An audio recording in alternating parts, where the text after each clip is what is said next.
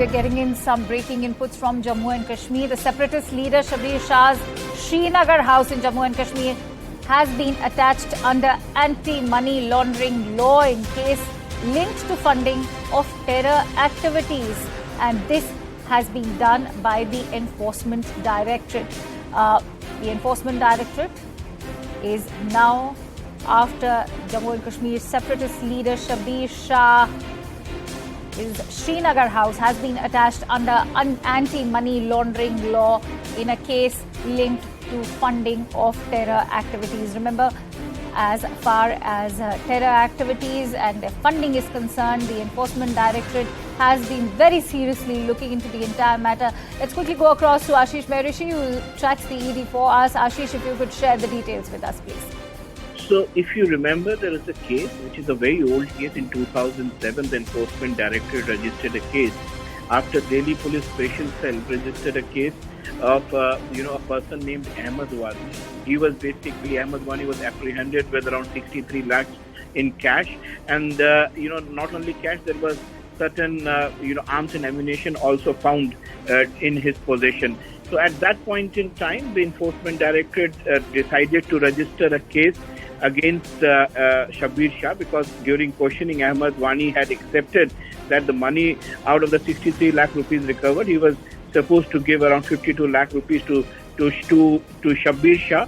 And finally, it was decided that Shabir Shah should be arrested, because during questioning, it was found that around 2.25 crore rupees of cash was given over a period of time.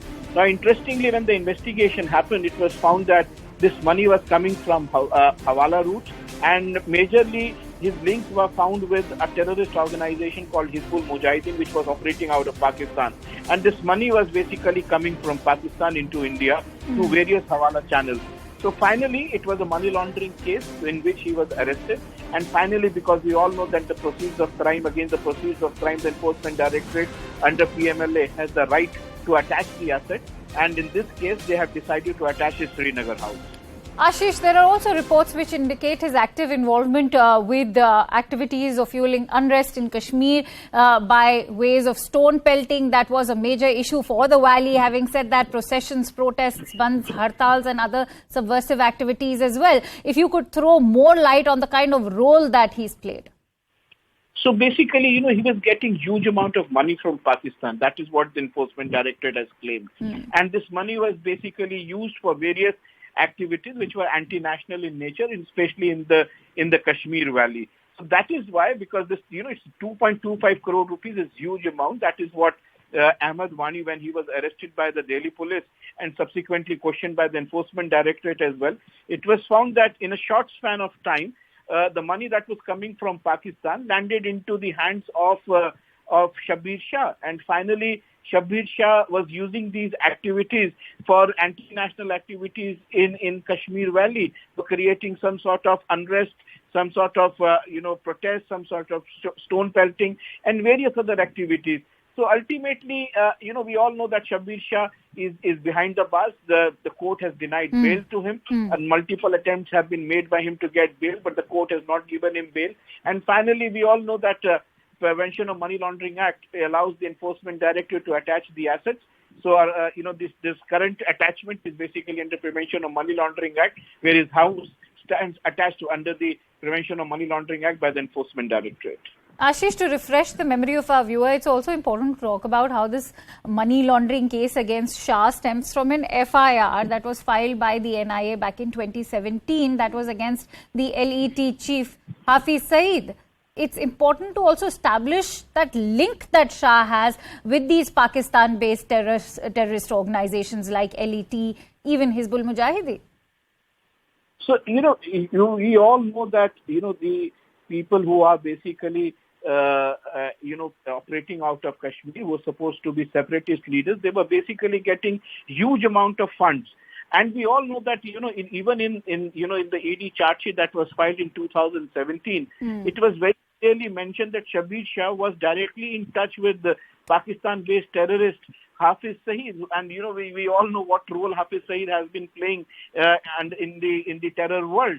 So, ultimately, the 2017 charge, whether it is 2017 charge sheet, whether it is the case that was filed in 2007, all these things reveal that Shabir Shah was getting funds from none other than terrorist organizations based out of Pakistan, whether it is Lashkar-e-Taiba, whether it is Hizbul Mujahideen. Everybody, he has been in touch with them. He was getting funds from them, and these funds were basically, used to create unrest in the valley. That is what the Enforcement Directorate has claimed.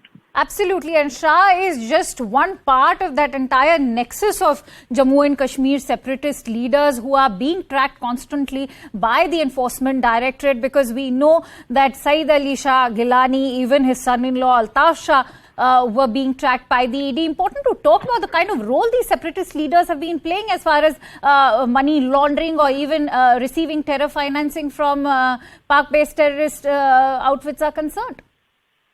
So, if you see, especially all terrorists, I beg your pardon, it is all separatist leaders that we are talking about.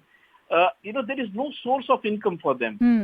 They don't file any income tax returns. If you see the charge sheet that was filed in 2017, which claimed that he was in touch with Hafiz Saeed of Jamatul Dawa, he does not file any income tax return. There is no source of income. But again, he's got huge amount of funds. From where is he getting? So there are two sources of income. One, he is shown as local donations. So local donations, which are basically people who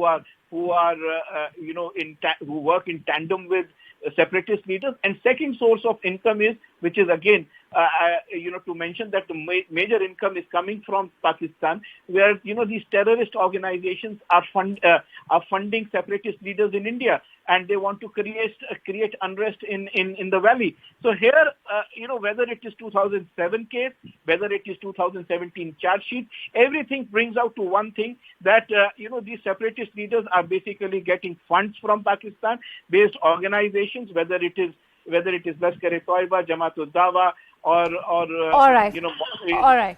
Many thanks to you, Ashish, for bringing in all those details. I'm afraid I'm running short of time, but we'll have to leave it at that. Many thanks to you for watching this newscast.